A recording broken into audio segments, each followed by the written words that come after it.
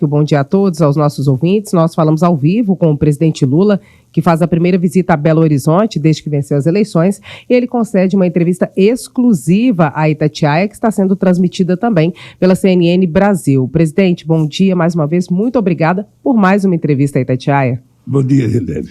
Você sabe que vir a Minas Gerais e não falar com a Itatiaia é não ter vindo a Minas Gerais. Então, é um prazer estar contigo, Helene. Estou à inteira disposição para as perguntas que você também deve ter preparado para essa entrevista.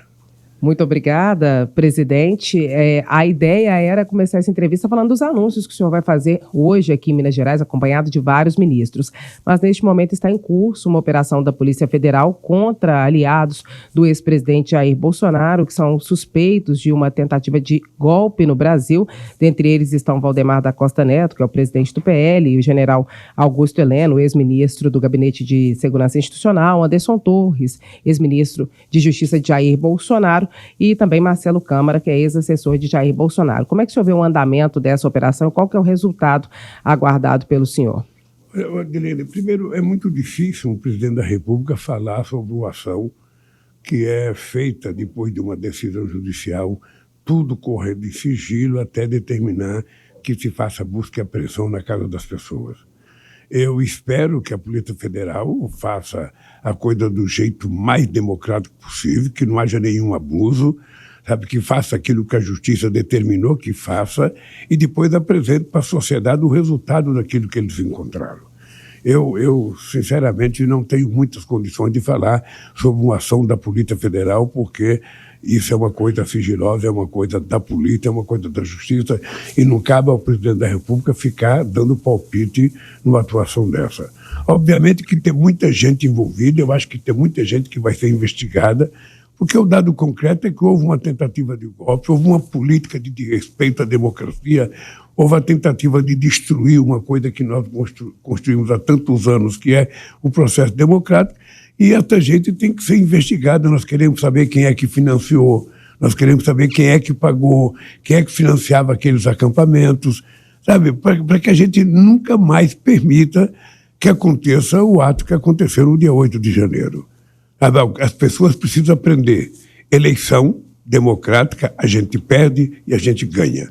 Quando a gente perde, a gente lamenta. Quando a gente ganha, a gente toma posse e governa o país.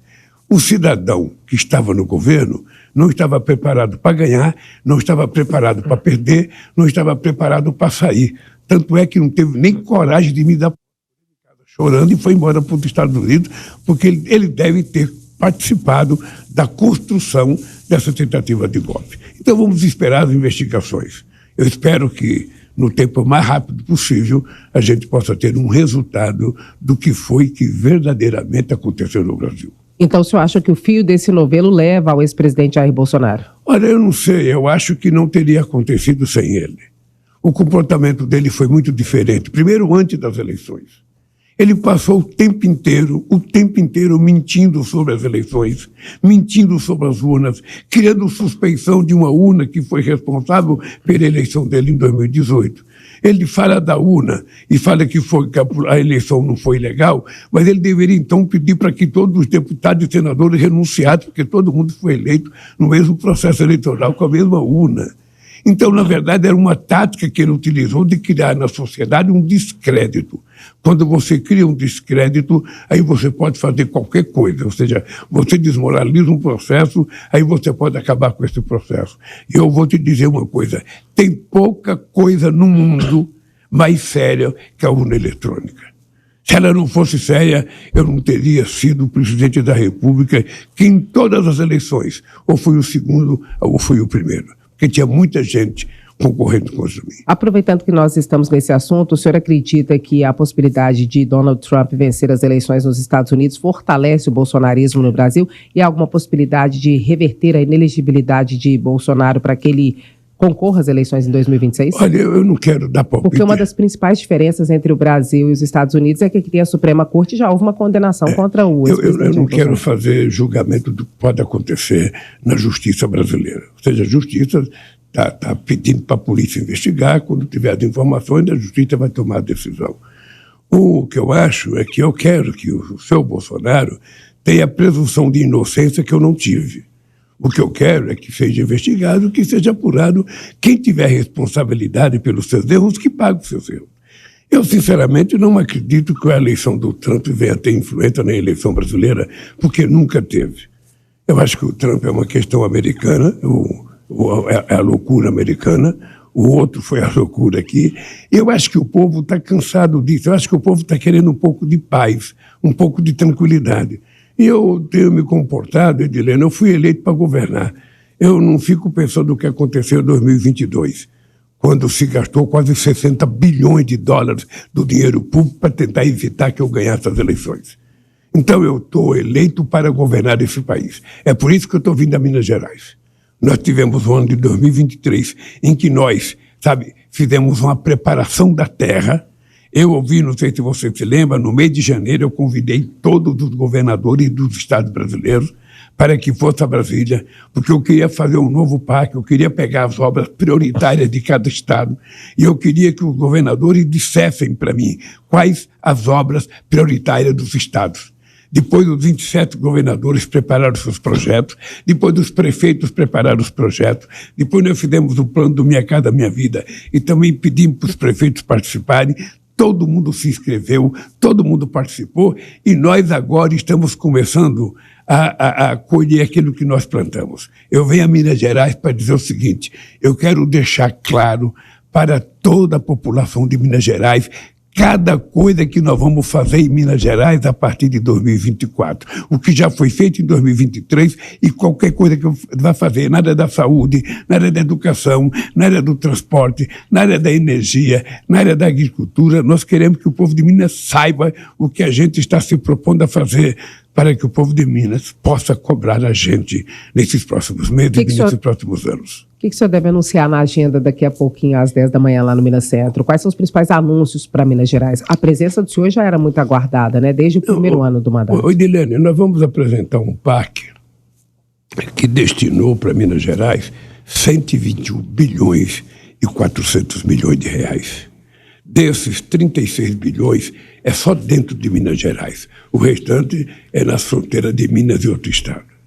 Nós vamos no transporte, fazer um investimento de 4 bilhões de reais aqui no transporte. Não sei se você sabe que Minas é a segunda, malha federal mais importante, e estava totalmente abandonada. No governo passado tinha se investido apenas 222 milhões, nós investimos no primeiro ano 557 milhões de reais, e o ministro Renan vem aqui para apresentar tudo que está preparado para se fazer na malha rodoviária de Minas Gerais, como veio o ministro da Minas e Energia para dizer tudo que vai ser feito na área de energia, como veio a ministra da Saúde para dizer tudo que vai acontecer na área da saúde, como veio o ministro da Educação para dizer tudo que vai acontecer na área da educação. E o ministro Rico Horta faz um fecho mostrando tudo que o PAC colocou de importante. Grande parte dessas medidas ditas pelo próprio governo de Minas Gerais, que é que nós ouvimos para discutir as prioridades dos estados. Então, o que eu quero, na verdade, é dizer para o povo mineiro, para os políticos de Minas, para os prefeitos de Minas, o PAC está nu diante do povo de Minas Gerais para que eles possam investigar, para que eles possam cobrar, para que eles possam acompanhar, porque, na verdade, nós herdamos o país com milhares e milhares e milhares de obras paradas. Ô, Edilene, eu tenho ido inaugurar casa que era para estar pronta em 2011. Eu tenho ido inaugurar casa que era para estar pronta em 2016. As casas que não foram construídas, elas ficaram paralisadas. As pessoas roubaram as coisas que estavam dentro da casa, roubaram o vitrô, roubaram porta. Então tem que fazer um novo orçamento e construir uma coisa que já era para estar pronta. Foram 187 mil casas que ficaram paralisadas nesse país e semi-destruídas. Então nós estamos nessa fase, estamos começando o programa de 2 milhões de novas residências nesse país, pactuada com os prefeitos. Os prefeitos participaram, da mesma forma que escola de tempo integral, os prefeitos vão participar. Tudo que a gente está fazendo é em combinação com as prefeituras, porque são os prefeitos, em última instância, que vão executar as políticas que a gente deliberar a nível nacional. O senhor falou em obras, uma das principais questões de Minas Gerais é a BR-381. 3 leilões já deram errado. A princípio, não há recursos no orçamento do governo federal para a 381 nesse ano. O senhor disse na campanha que queria transformar a 381, que hoje é chamada de BR da Morte, em BR da Vida. O que tem para a 381 de anúncio nessa vinda? Deixa eu lhe falar uma coisa. Eu já andei muito na BR-381. Eu já fui muito ao Vale do Aço. Eu já fui muito a Governador Valadares por ela, de dia e de noite. Eu, sinceramente, é uma estrada difícil. É uma estrada que foi feito três anúncios de construção e deu vazio, porque não aparecem as pessoas. Agora nós estamos outra vez preparando para o segundo semestre, uma nova proposta de concessão. O DENIT vai começar fazendo dois trechos imediatamente. Eu tinha dito ao ministro do Transporte, olha, que se fizer uma nova concessão e der vazio, nós vamos, convocar o batalhão de engenharia das Forças Armadas Brasileiras, do Exército, para fazer essa rodovia. E seria esse ano já? Não, eu quero começar ontem, você tem que levar em conta os limites, das exigências dos tribunais de contas da União, os limites do que significa o leilão para uma concessão. Mas é importante, virou uma questão de honra terminar essa estrada. Virou uma questão de honra. Eu quero voltar aqui, depois do meu mandato, e nunca mais ouvi falar que existiu uma rodovia da morte em Belo Horizonte, que é uma rodovia da vida, que o pessoal está transitando por ela de forma saudável e sem nenhum perigo. Esse é o compromisso do governo, e nós vamos dizer hoje, na frente dos prefeitos, do governador e dos políticos que estiverem lá e da imprensa, que nós queremos terminar essa 381 definitivamente.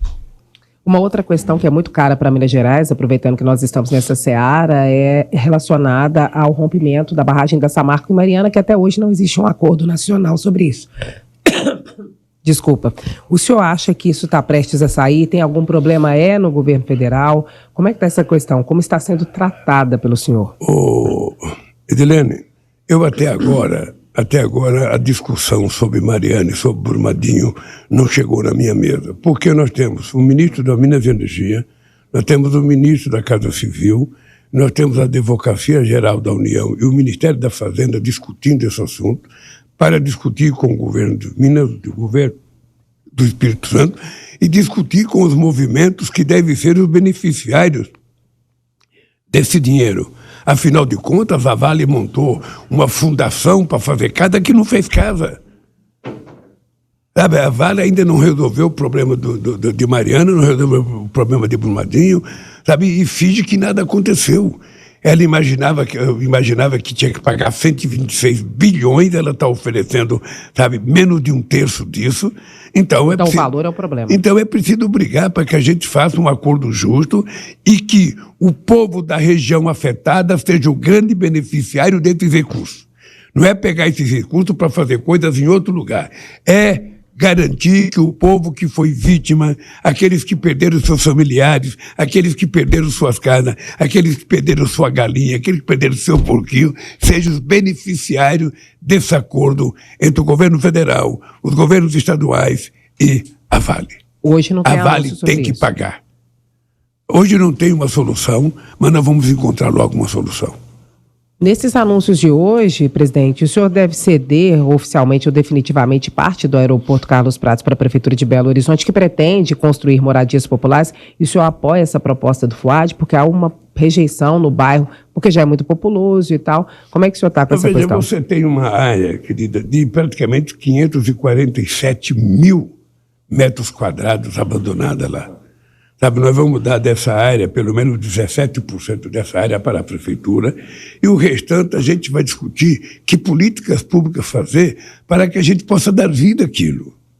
Aquilo pode ser feito muitas coisas de interesse da população. Aquilo pode ser feito hospital, pode ser feito posto de saúde, aquilo pode ser feito escola, aquilo pode ser feito parque, pode ser feito habitação popular.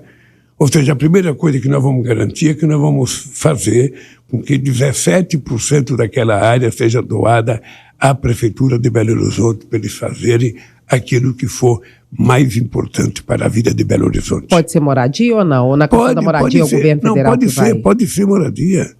A hora que você fizer a doação do terreno, o prefeito pode dizer que vai fazer moradia, o que seria ótimo, porque o povo sempre precisa de moradia.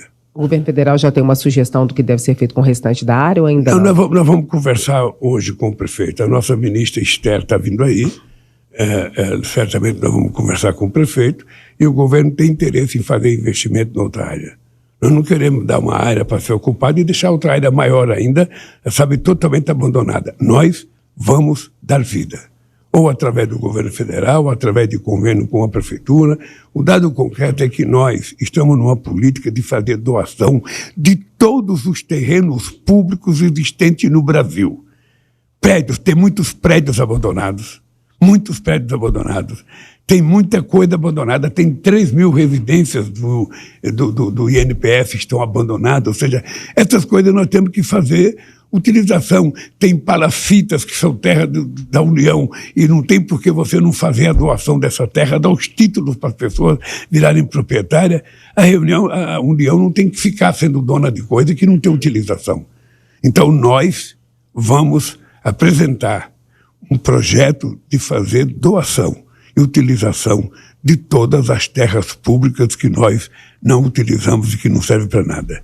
Só para você ter ideia, quando eu tinha 14 anos de idade, já faz muito tempo, há 60 anos atrás, eu morava num lugar que tem um grande armazém, sabe, do Instituto do Café.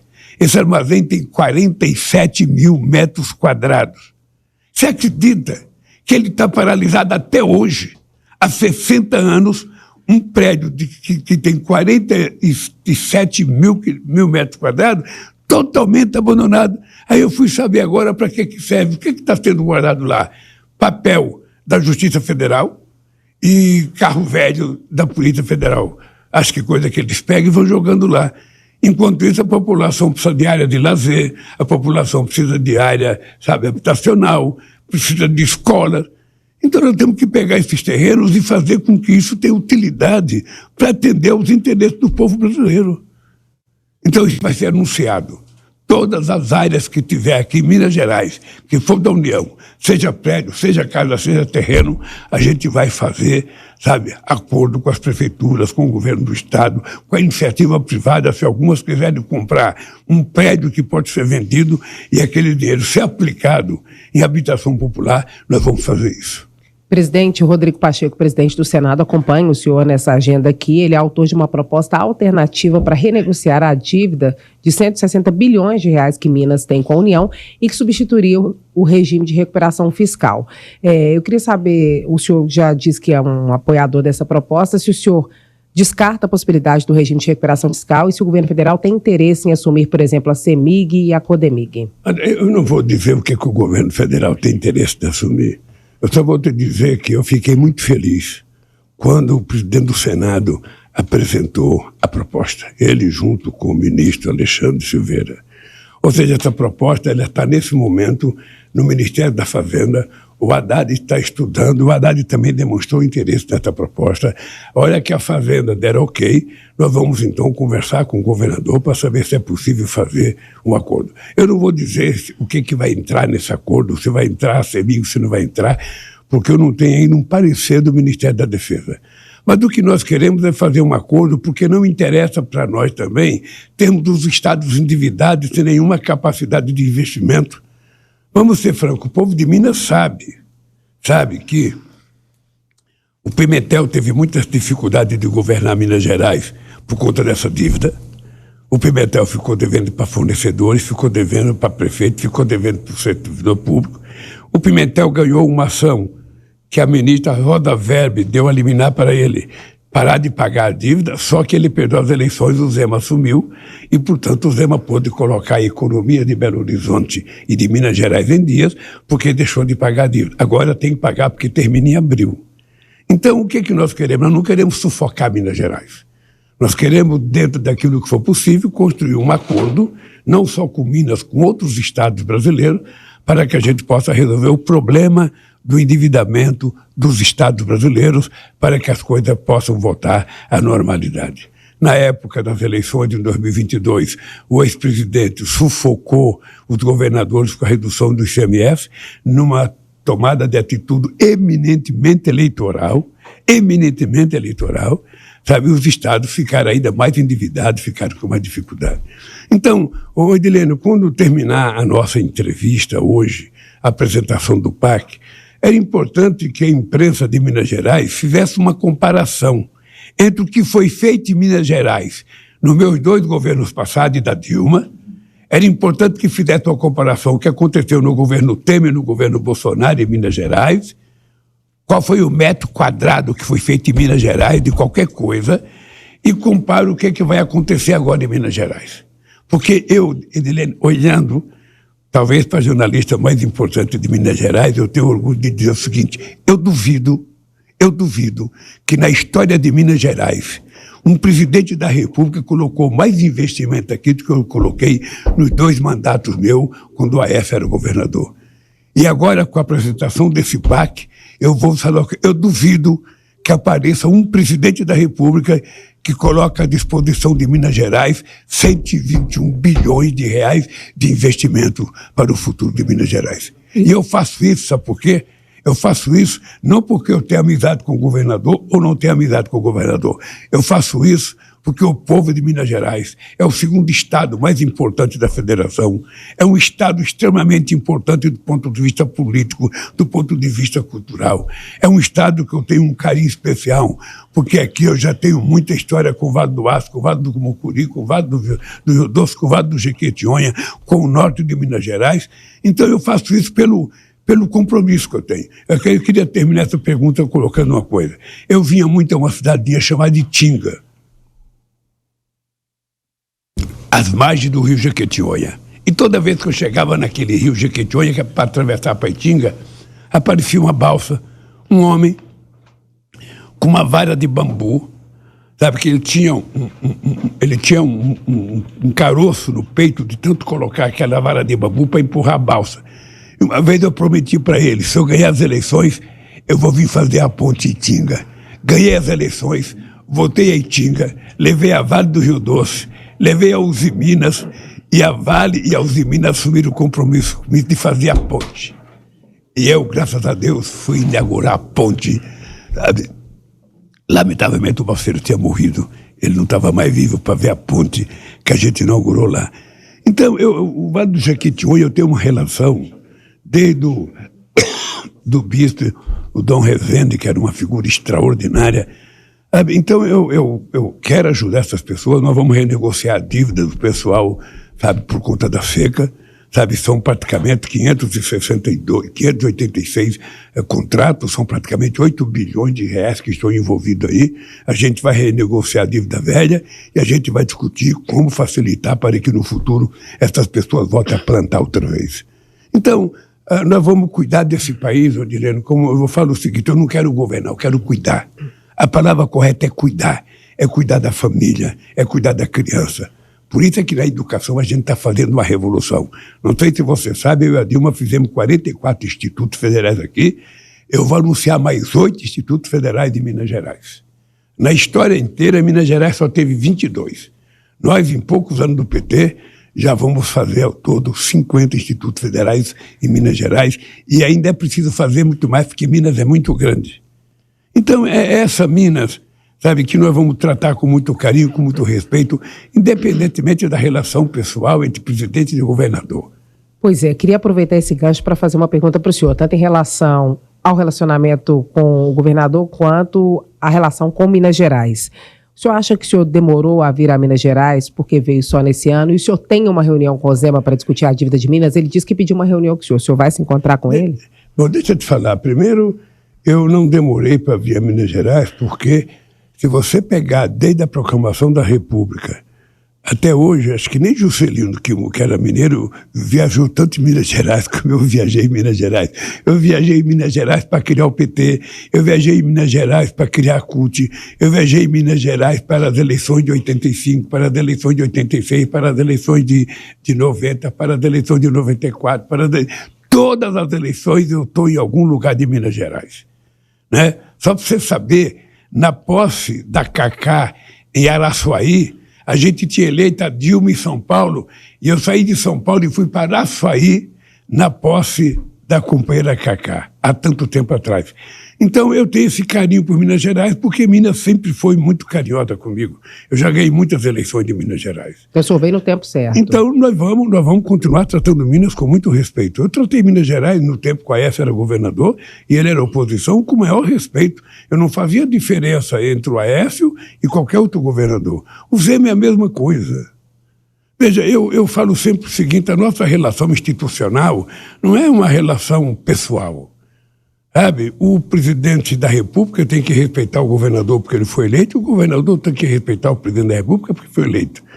Sabe, o que o Estado, o que a União pode fazer pelo Estado, o que o Estado pode fazer pela União.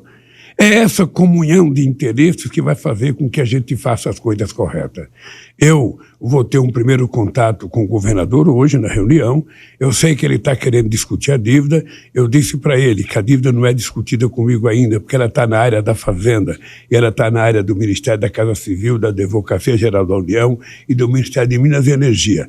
Mas quando o processo estiver pronto, eu não tenho nenhum problema de sentar com o governador Zema em Belo Horizonte, em Brasília, em qualquer lugar, para a gente conversar e encontrar a melhor solução para que Minas Gerais possa sofrer menos. Depois da solenidade, o senhor tem um encontro em separado com ele? Não tem nada marcado, Porque eu tenho compromisso hoje em Brasília por causa das divergências que acontecem todo dia em Brasília. Brasília é um palco meio nervoso. Talvez eu tenha que voltar muito rápido quando terminar a minha reunião aqui. O senhor mencionou a interlocução feita pelo presidente do Senado, Rodrigo Pacheco, e pelo ministro de Minas e Energia, Alexandre Silveira, para renegociar a dívida de Minas. Algum dos dois é um potencial candidato do senhor ao governo de Minas? Porque a conversa é de que o Pacheco seria essa pessoa, numa composição com o PSD. Olha, eu não sei. É tão distante a data da eleição, sabe, de hoje, que não dá para a gente discutir. Eu só quero te dizer uma coisa, o Pacheco é possivelmente a grande personalidade pública de Minas Gerais hoje no cenário nacional. Ele é presidente do Senado, ele teve um papel muito importante no garante da democracia, na defesa das instituições. Ele é uma figura, ele tem mais um ano de mandato no Senado, sabe? Depois eu acho que ele pode querer discutir, e aí nós vamos discutir. Eu acho que ele é uma figura que tem que ser levada em conta em qualquer discussão eleitoral em Minas Gerais. Tem chance de ter o apoio do senhor ou o PT quer ter um candidato próprio? Sinceramente, eu acho que nós vamos ter que construir as alianças necessárias, porque nós precisamos não apenas eleger o governador, mas nós temos que eleger senadores. É muito importante a construção de candidaturas ao Senado que sejam possíveis de ser eleitas de gente que tenha, sabe, embocadura política. E nós vamos levar tudo isso em conta. Eu só estou te dizendo que é muito cedo, nós temos eleições para a prefeitura, sabe, a eleição para a prefeitura é sempre uma coisa muito nervosa, muito distante, os deputados se envolvem muito, e vamos aguardar então, quando chegar 2025, a gente começa a pensar em 2026. Nessa costura para as prefeituras, para Belo Horizonte, o PT pensa em ter um candidato próprio, que é o Rogério Correia, pode ir com o Fuad? Como é que o Calil entra nessa história? Porque, pelo que eu sei, o senhor se reuniu com ele ontem na casa do Valfrido dos Mares. Não houve reunião com o Calil. Não teve? Não houve reunião porque... Teve uma conversa com ele? Não, porque o Calil tinha marcado um jantar, eu e os ministros fomos no jantar, aliás, agradecer de público a qualidade da comida que o Valfrido nos ofereceu e o carinho dele e da Sheila para nos receber, mas o Calil telefonou dizendo que não podia ir, então não foi. Mas eu não sei, o Calil também pode ser o que ele quiser ser, porque ele já foi prefeito da capital, ele tem que escolher se ele quer ser alguma coisa. O que eu acho é que está cedo para a gente discutir. O Fuad é um companheiro que eu tenho gratidão a ele, porque ele me apoiou em 2022. Né? Ele tinha assumido o lugar do Calil. Agora o PT está dizendo que quer ter um candidato que talvez seja o Rogério. O Rogério é um homem público de Minas Gerais, muito conhecido, muito lutador, é um batalhador incansável, tem total possibilidade de ser candidato a prefeito.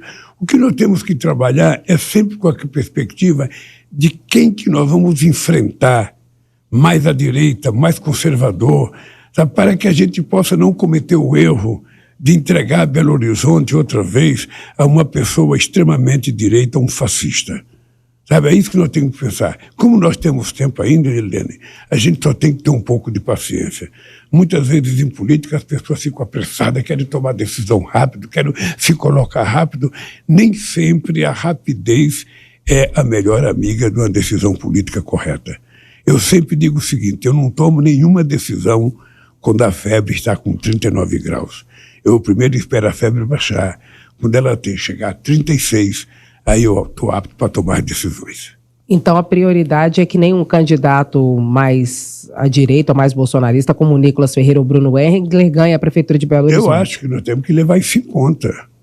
Nós temos que fazer uma análise política, o que significa, sabe, um cidadão fascista, um cidadão negacionista, ganhar uma cidade como Belo Horizonte. Eu acho. Nós temos experiências extraordinárias em Belo Horizonte, de gestões do PT. Nós temos no Célio Castro lembranças extraordinárias do que é o exercício da democracia. Nós temos o próprio Pimentel, que foi um extraordinário prefeito de Minas Gerais. Nós temos o Calil, que fez uma boa gestão. Então é preciso que a gente esteja sempre tentando oferecer o melhor para o povo de Belo Horizonte. Belo Horizonte é uma grande cidade, é uma cidade bonita, mas tem muitos lugares periféricos sofridos. Tem muita gente sofrida na periferia de Belo Horizonte. E é para essa gente que a gente tem que ter um olhar mais caridoso, mais carinhoso e um olhar para que a gente governe para essa gente. Em 2026, o senhor disputa as eleições presidenciais? Oi, Delene, essa é a pergunta mais difícil.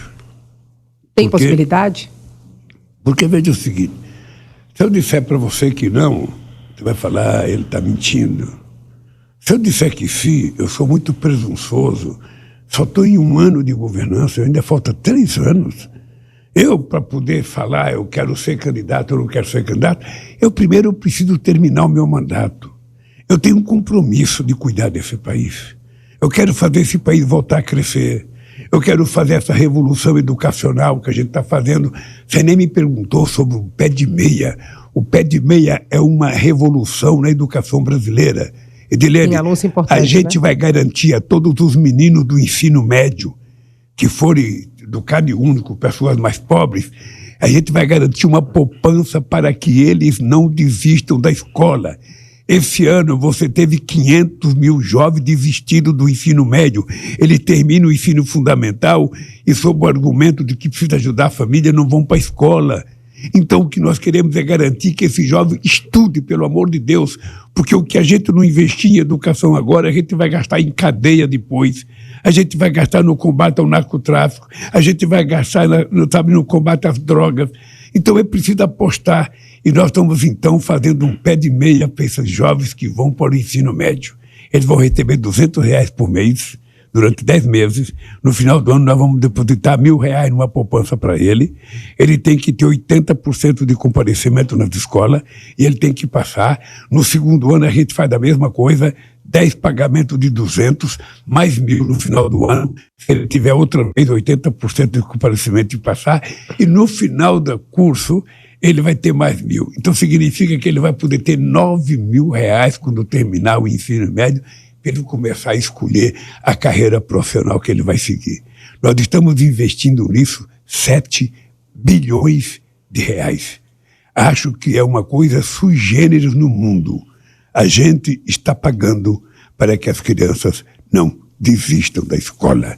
Lugar de criança não é no trabalho, lugar de criança é na escola. Quando ele se formar, ele vai para o mercado de trabalho. Aproveitando isso, eu quero fazer uma pergunta sobre orçamento para o senhor, mas antes eu quero voltar na questão anterior.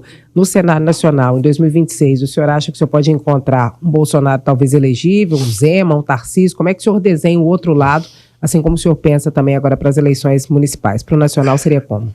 Olha, eu não sei. A ideia nossa agora nessas eleições é lançar candidato onde a gente tenha condições de disputar as eleições. Porque muitas vezes, mesmo você não ganhando uma eleição, você faz uma campanha que notabiliza o surgimento de uma liderança para dar saltos para postos mais importantes.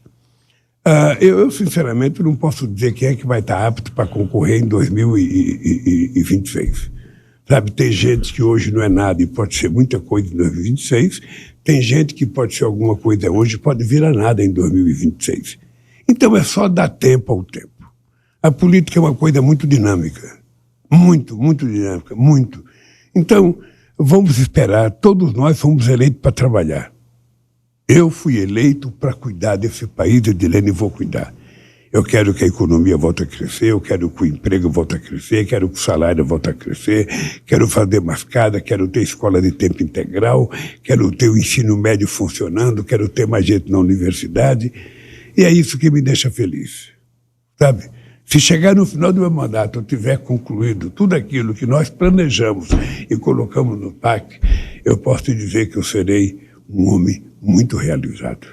Eu digo sempre, é importante lembrar que eu terminei o mandato em 2010 com 87% de bom e ótimo, 10% de regular e 3% de ruim e péssimo.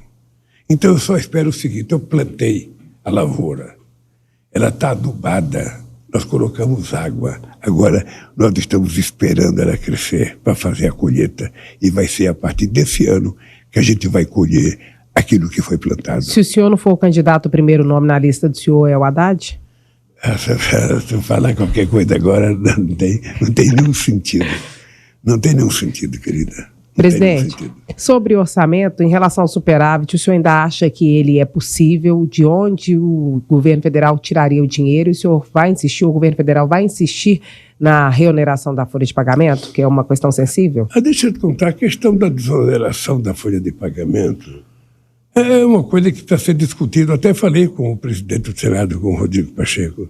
Eu falei, vocês não colocam nenhuma contrapartida para os empresários.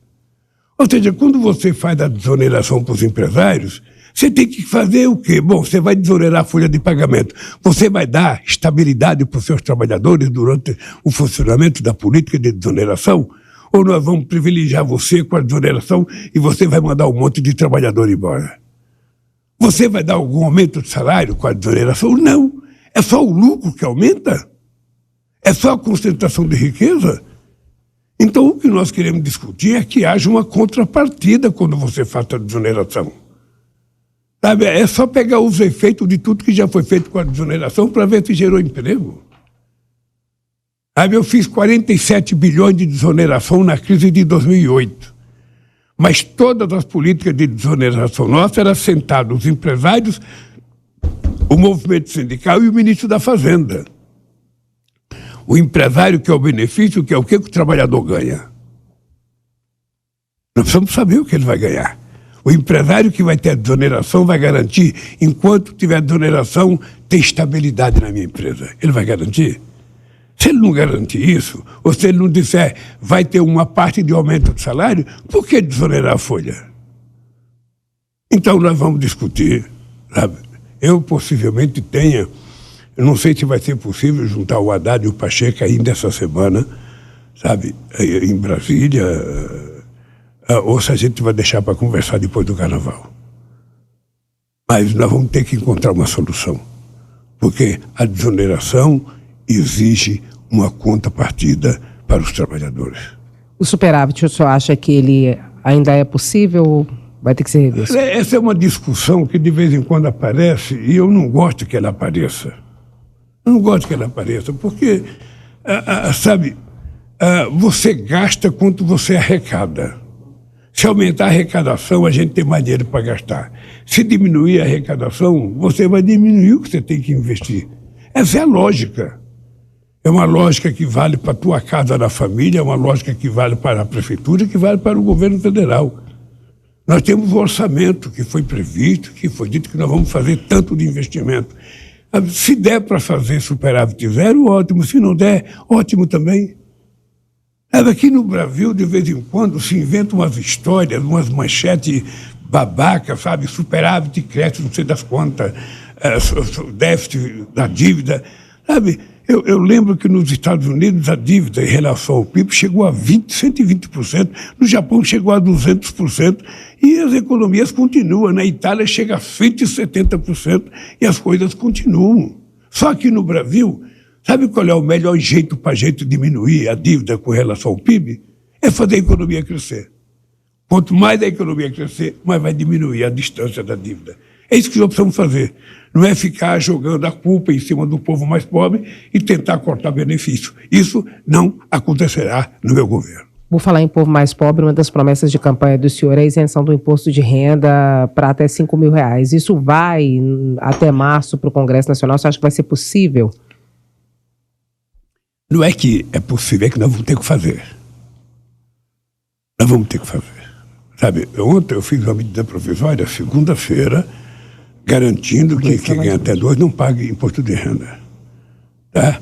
Mas nós vamos a cada ano fazer até chegar a R$5.000, sabe, no final do meu mandato. Então não é para esse ano, né? Não é possível a gente dizer que não pode abrir mão, sabe, de receber o dinheiro de quem ganha 2 salários mínimos e está fazendo de desoneração. Quantos bilhões dá isso? Por que você não pode abrir mão de deixar de cobrar um cara que ganha R$2.000, R$3.000, cobrar imposto de renda, e você vai desonerando a coisa para os ricos nesse país? Então, é apenas uma questão de ajuste de comportamento. Eu estou definido de que o rico tem que ir para o imposto de renda e que o pobre tem que ir para o orçamento da União. Eu estou convencido disso e nós vamos conseguir isso. Então, essa história do imposto de renda até R$5.000, o senhor acha que sai esse ano ou não? E a taxação das grandes fortunas, o senhor acha que caminha no Congresso? Nós vamos preparar. O meu compromisso é que até o final do meu mandato, todos os brasileiros e brasileiras que ganham até R$5.000 não pague imposto de renda. É isso. Grave isso para você me cobrar, sabe, na última entrevista que você for fazer comigo. Sabe, quem ganha até R$5.000, até o final do meu mandato, não pagará imposto de renda. Ué, tem última? O senhor pode candidatar de novo e vai ter mais entrevista? Não sei, não, você que sabe, vai depender. Nós estamos na sétima, eu acho. Da disposição da Itatiaia. Eu estou sempre à disposição para entrevistar o senhor. Você sabe que você pode negar qualquer coisa no país. O que você não pode negar é uma entrevista para a Itatiaia. É isso que eu aprendi. Então vou aproveitar a entrevista e vou fazer mais uma pergunta. O presidente da Câmara dos Deputados, Arthur Lira, fez um discurso duro essa semana, falando sobre a necessidade de dividir mais o orçamento com o parlamento. O senhor acha que o senhor vai ter um ano mais difícil com a Câmara dos Deputados? Isso depende das concessões que o senhor vai fazer, tanto para o presidente Arthur Lira quanto para os outros deputados. Como é que o senhor acha que vai ser? Olha, primeiro, eu não vi o discurso do Lira, mas o Lira estava fazendo um discurso do seu povo. O Lira falar no Congresso Nacional é como eu falar num palanque ou numa assembleia sindical.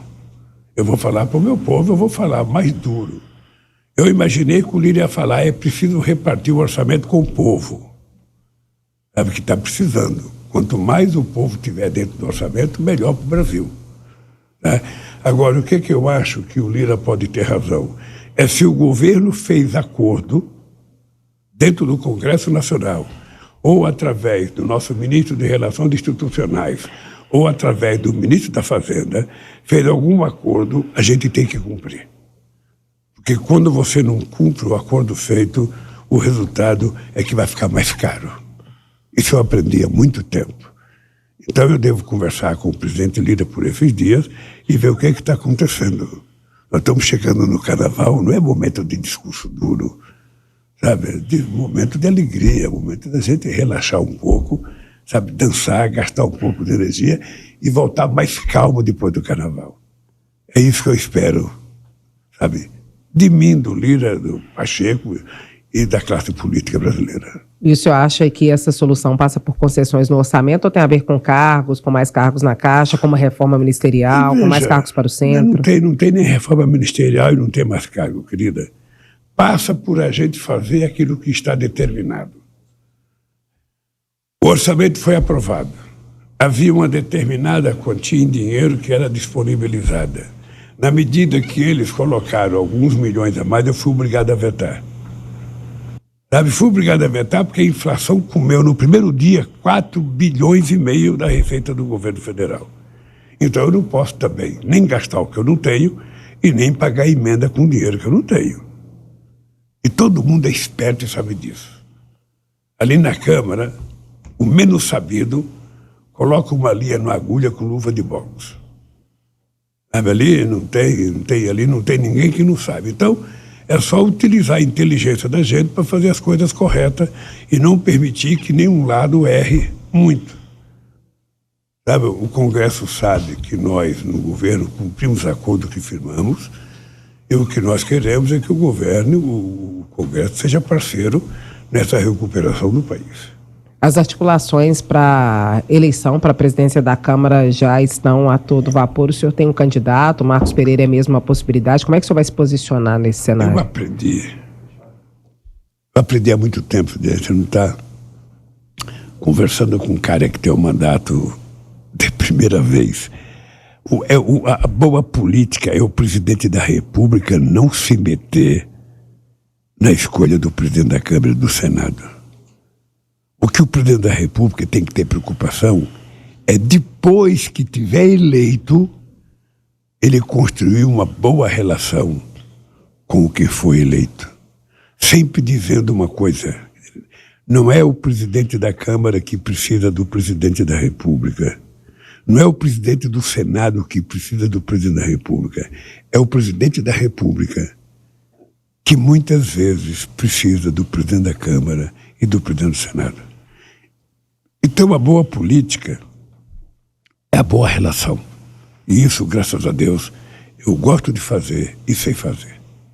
Presidente, nós não fizemos nenhuma pergunta sobre internacional ainda. A Itatiaia tem acompanhado as missões internacionais do senhor muito de perto.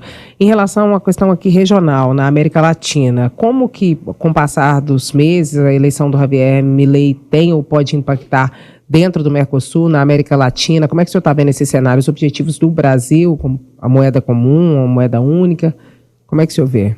Olha, eu não tive contato com o presidente da Argentina, mas eu penso que, independentemente dos discursos que ele faça para agradar o seu povo, os seus eleitores, ou seja, eu acho que o Mercosul é mais forte que isso. Eu acho que a nossa relação entre Brasil e Argentina é uma relação muito forte, é uma relação institucional muito forte. As instituições argentinas e brasileiras conversam entre si.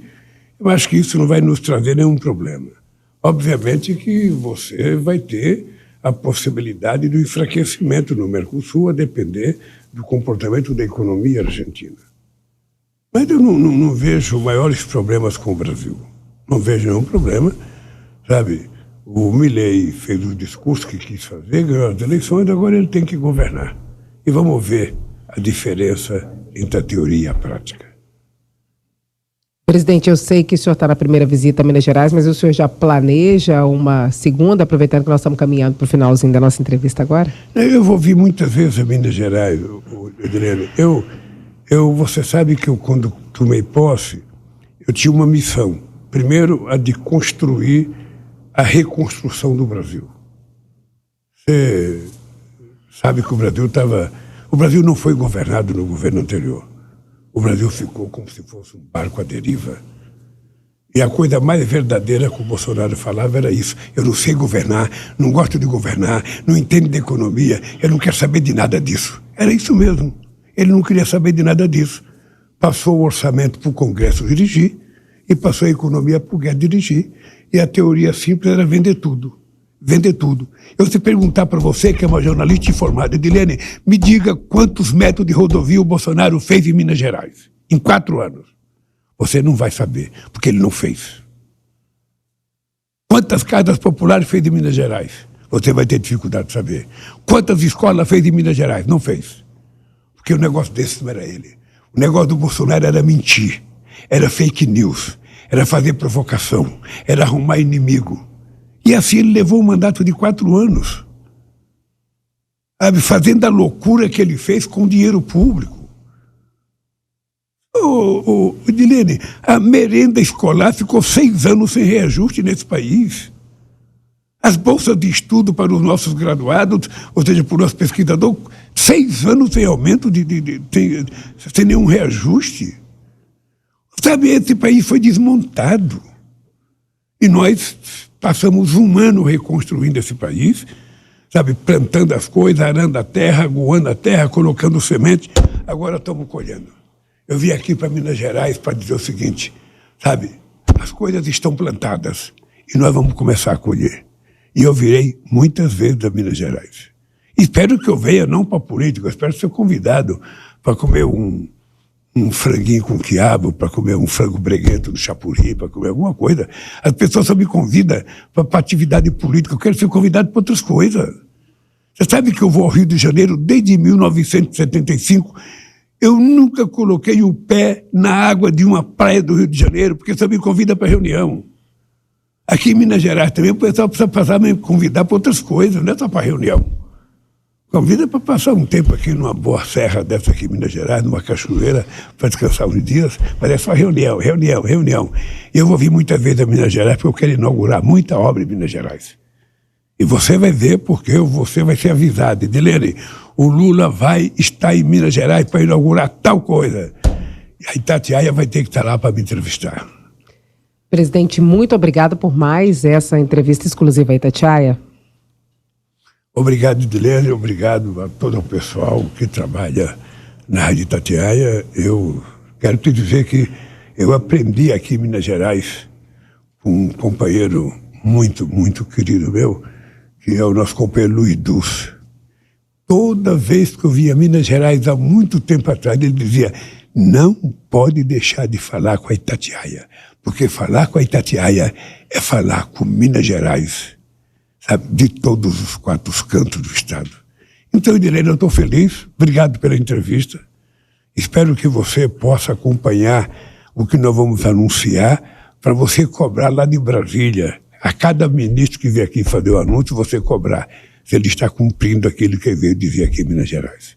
Então, muito obrigado. Eu que agradeço. Nós ouvimos o presidente Luiz Inácio Lula da Silva em mais uma entrevista exclusiva à Itatiaia, que foi transmitida pela rádio, pelo YouTube da rádio e também pela CNN Brasil.